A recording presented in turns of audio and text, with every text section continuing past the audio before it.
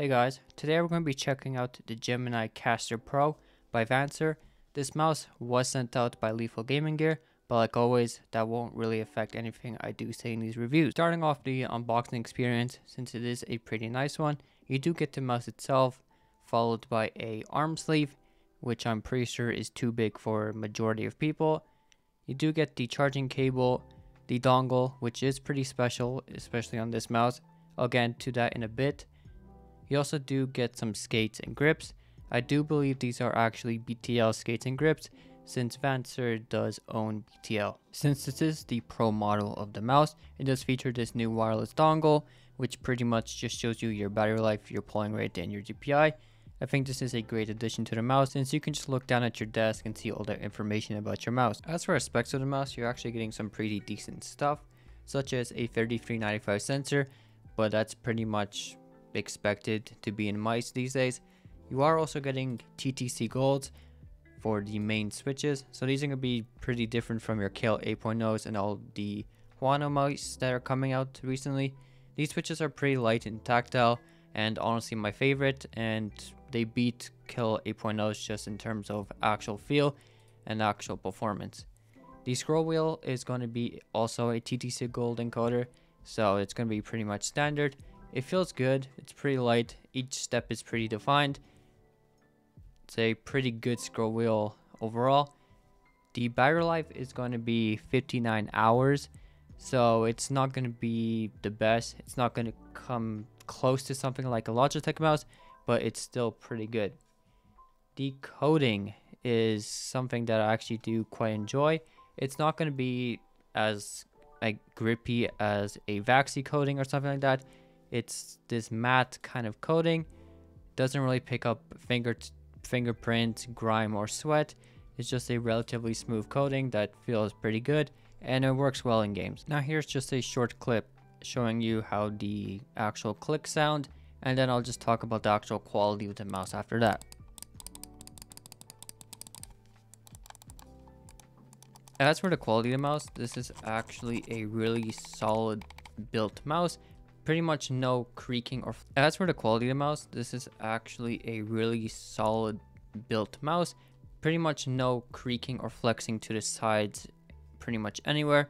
So that's meaning the sides of the mouse and the actual top of the mouse, and even the bottom where you would expect that to have the least kind of reinforcement. That's going to be the weakest point of the mouse. Just pretty much also no flexing or creaking at all. In terms of the clicks, there's pretty much no wobble to the clicks at all. As for post and pre-travel, there also pretty much is none. There is no pre-travel, but there is a decent amount of post-travel. As you can see, it clicks here and then it just keeps going on both of the clicks, and then it just keeps going. So that's the only thing to note. You're not going to be noticing that in game, but it's just something to take note of. As for side buttons, I think these are in a great position. They feel great. Pretty much no pre-travel, and there is a decent amount of post-travel. As you can see, click, and then it keeps going into the shell of the mouse. Also something you're not going to be noticing in game, but just something to note as well. They do feel tactile. They do feel pretty good. As for the shape of this mouse, it's going to be pretty much a direct, identical clone of the Finalmouse Starlight 12 medium. So if you're looking for a budget alternative, then this will be a great choice. Pretty much it's just a smaller Viper Ultimate shape, so this is going to be best suited for small to medium hands that use a claw or fingertip grip, as those are probably the most comfortable grip types for this mouse, especially just because of how small the mouse is, and also because of how narrow and how the actual sides taper in a bit. On screen right now, I'll have a side-by-side showcase of the Vancer compared to the Starlight 12, and you can see they're a direct pretty much copy. So this will be a great budget alternative to someone that wants a Finalmouse but really just doesn't want to spend that much on a mouse. The weight balancing on this mouse is also great. It's perfectly centered, so it never felt too front or back heavy, and it also made the mouse feel much lighter than it actually is. It is 55 grams, so it's not the heaviest mouse, but with that excellent weight balancing. The mouse definitely felt lighter than it actually is. As for the performance of this mouse, there's really nothing I can like criticize or anything. It's pretty good in terms of performance. As for the coating, it's actually something that I quite enjoyed.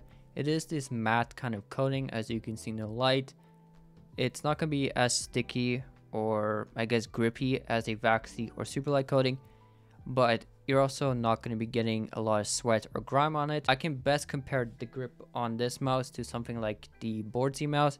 It also has this kind of matte kind of coating to it that doesn't really pick up any sweat or grime, and it still has a decent amount of grip, just not as grippy as something like the Waxy coating. The sensor, the 3395, also felt great. Like I said, it does feature motion sync, so you are getting a pretty smooth performing mouse. The skates on the mouse are pretty good as well, nothing to complain about.